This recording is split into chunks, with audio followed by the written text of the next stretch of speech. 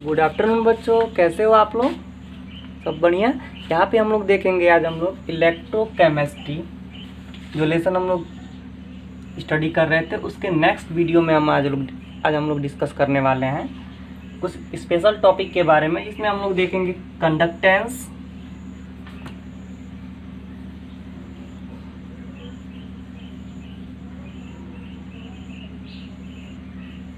Specific conductivity,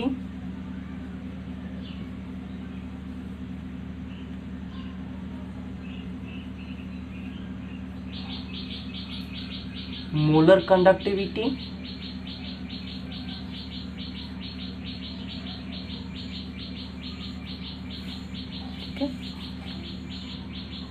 relation between, फिर हम लोग नेक्स्ट टॉपिक यहाँ पे देखेंगे इक्विवेलेंट कंडक्टिविटी। एक और बच रहा है कंडक्टिविटी में, इक्विवेलेंट कंडक्टिविटी। फिर हम लोग देखेंगे relation between molar conductivity and equivalent conductivity, और इसके बाद से हम लोग देखेंगे, इसमें डिस्कस करने वाले हैं हम लोग दोनों में हम लोग जो रिलेशन होगा इसको डिस्कस करेंगे इस वीडियो में हम लोग। उसके बाद से हम लोग पढ़ने वाले हैं कोलराउस लॉ, ठीक है। तो ये इतने टॉपिक इस वीडियो में हम लोग डिस्कस करने वाले हैं। तो सबसे स्टार्ट करते हैं इस वीडियो को हम लोग बिना किसी देरी के। तो सबसे पहले यदि हम लोग बात करें यहाँ पे कंडक्टेंस की, तो कुछ चीज़ें जानना इसके लिए हम लोग को काफ़ी ज़रूरी है। फिजिक्स में पढ़ चुके होंगे 10th में आप लोग इसके बारे में कि रेजिस्टेंस क्या होता है, ठीक है। कंडक्टेंस जो होता है रेजिस्टेंस का रेसिप्रोकल होता है। रेजिस्टेंस जो होता है वो क्या करता है, करंट फ्लो को स्लो करता है, रोकता है, रजिस्ट करता है, और ये करंट फ्लो को क्या करता है, इंक्रीज करता है, फास्ट करता है, ठीक है।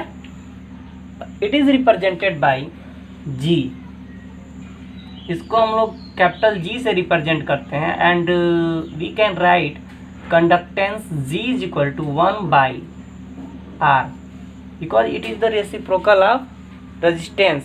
रेजिस्टेंस का क्या होता है, बिल्कुल उल्टा होता है। और इसका यदि हम लोग यूनिट की बात करें तो यूनिट ऑफ कंडक्टेंस इज पर ओम, और ओम को ऐसे भी हम लोग बना सकते हैं पर ओम।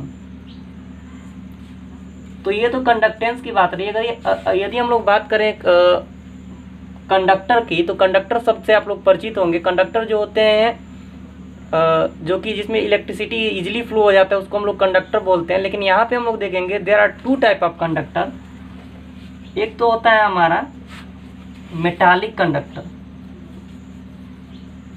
और दूसरा होता है इलेक्ट्रोलिटिक कंडक्टर।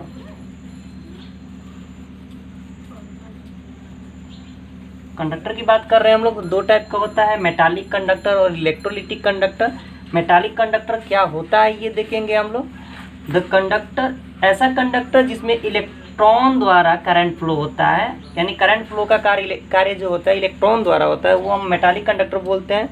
इलेक्ट्रोलिटिक कंडक्टर क्या होता है, ऐसे कंडक्टर जिसमें आयन द्वारा इलेक्ट्रॉन फ्लो होते हैं उसको हम लोग इलेक्ट्रोलिटिक कंडक्टर बोलते हैं। दूसरा चीज़ हम लोग यहाँ पे देखेंगे, यदि हम लोग दूसरी चीज़ की बात करें तो केमिकल रिएक्शन इसमें जो होता है मेटालिक कंडक्टर में वो नहीं होता है। केमिकल रिएक्शन वो नहीं होता है, ध्यान से नोट करेंगे इस बात को भी आप लोग।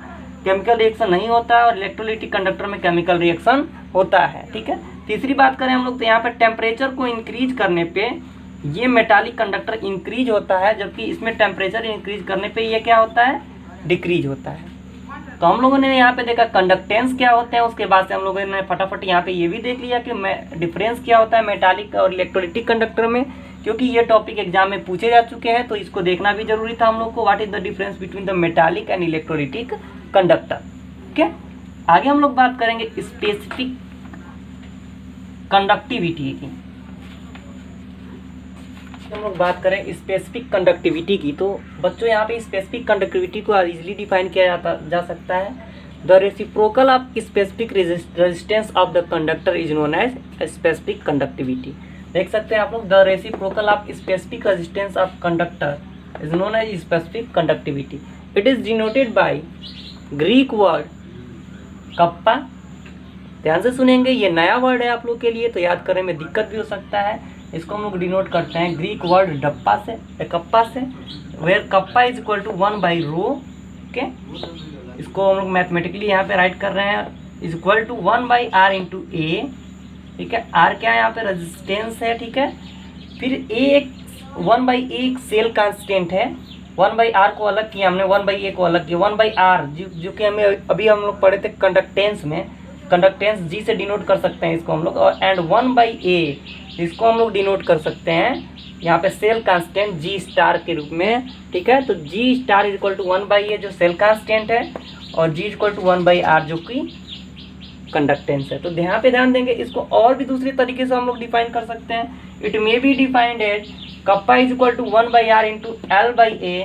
R is the resistance, L is the length of the circuit, A is the area of cross section of the circuit, और K is equal to C। यहाँ पे 1/r is equal to C लिख रहे हैं हम लोग, फिर 1/L/a, फिर यहाँ पे देखेंगे if L is equal to 1 cm and A is equal to 1 cm square, then it is defined at K is equal to C, kappa is equal to C. तो इसको हम लोग इजीली डिफाइन करने के लिए इस तरीके का यूज़ कर सकते हैं। यहाँ पे इस फार्मूले का यूनिट जो होता है इसका ओम्स पर ओम पर सेंटीमीटर, और सीमेंस एक नया टर्म है, याद रखिएगा आप लोग, सीमेंस पर सेंटीमीटर होता है। तो इसका 2 यूनिट होता है, एसआई यूनिट पर ओम पर सेंटीमीटर होता है, और सीमेंस पर सेंटीमीटर भी होता है। ठीक है, फिर हम लोग देखेंगे नेक्स्ट में मोलर कंडक्टिविटी। अब यहाँ पे तो नेक्स्ट हम लोग देखते हैं मोलर कंडक्टिविटी। यदि हम मोलर कंडक्टिविटी की बात करते हैं तो conductivity of all the ions, ध्यान देंगे यहाँ पे, the conductivity of all the ions produced when 1 mole of an electrolyte, the conductivity of all the ions produced when 1 mole of an electrolyte is dissolve in VmL of solution is known as molar conductivity. तो यहाँ पे हम लोग देख रहे हैं कि जब कभी भी हम लोग क्या करते हैं कि जितने भी आयंस हैं सबकी कंडक्टिविटी की बात करें, यदि 1 मोल इलेक्ट्रोलाइट को हम लोग VmL सॉल्यूशन में डिजॉल्व करते हैं तो उस कंडक्टिविटी को हम लोग कहते हैं मोलर कंडक्टिविटी। ठीक है, तो it is denoted by lambda, capital lambda m is equal to kappa into 1000/m। Kappa is specific conductivity, m is the molarity, and the unit of the molar conductivity is siemens centimetre square per mole. Unit क्या होता है, siemens centimetre square per मोल। एक बार फिर से देखेंगे, the conductivity of all the ions produced when 1 mole of electrolyte is dissolve in VmL of solution is known as molar conductivity, and it is denoted by lambda m। याद रखिएगा, lambda m is equal to K into 1000/m, where kappa is equal to, kappa is conductivity and m is the molarity. अब यहाँ पे हम लोग ध्यान देंगे कि दूसरी चीज़ की बात करते हैं, इक्विवेलेंट कंडक्टिविटी क्या होता है। तो यहाँ पे हम लोग इक्विवेलेंट कंडक्टिविटी भी देख लेते हैं। इक्विवेलेंट कंडक्टिविटी में थोड़ा सा यहाँ पे चेंज होता है, इक्विवेलेंट। यदि आपको मोलर कंडक्टिविटी याद है तो उसमें आपको करना क्या है, प्रोड्यूस्ड व्हेन 1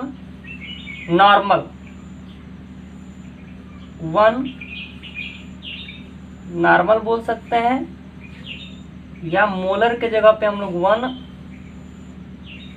नॉर्मल ही कर सकते हैं, नॉर्मल।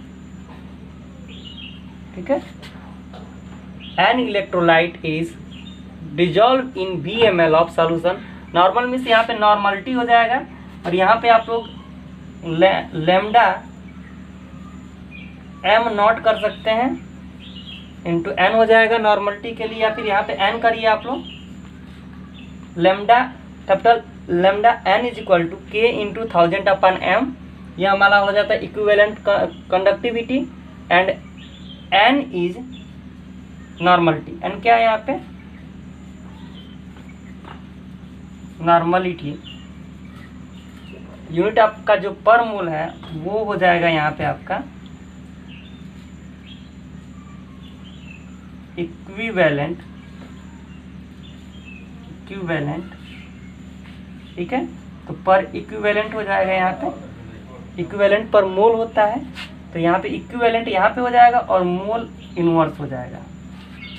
फिर से एक बार हम लोग ध्यान देते हैं कि नॉर्मलिटी क्या होता है। Normality is equal to equivalent, 11th में पढ़ चुके हैं हम लोग, equivalent mass of the solute upon volume of solution होता है, ये नॉर्मलिटी फाइंड आउट करने के लिए। तो यहाँ से आप लोग नॉर्मलिटी फाइंड आउट कर सकते हैं और ये हमारा होता है। अब दोनों में रिलेशन क्या होता है, एक बहुत ही अच्छा टॉपिक है जो दोनों में रिलेशन के लिए एग्जाम में पूछे जाते हैं। Relation between molar conductivity and equivalent conductivity, दोनों में हमको डिफरेंस देखना है। Relation between molar conductivity and equivalent conductivity.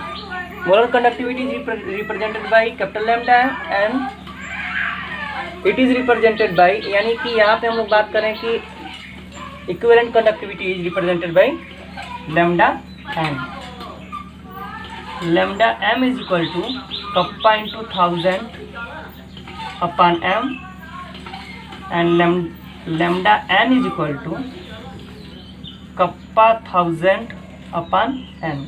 दोनों को डिवाइड कर देते हैं सिंपली, हम लोग डिवाइड करेंगे यहाँ पे तो ये वाला टर्म जो होता है कैंसिल हो जाता है। यहाँ से लिख सकते हैं हम लोग lambda m upon lambda n is equal to n upon m. तो ये जो होता है दोनों में रिलेशन होता है between molar conductivity and electrovalent conductivity.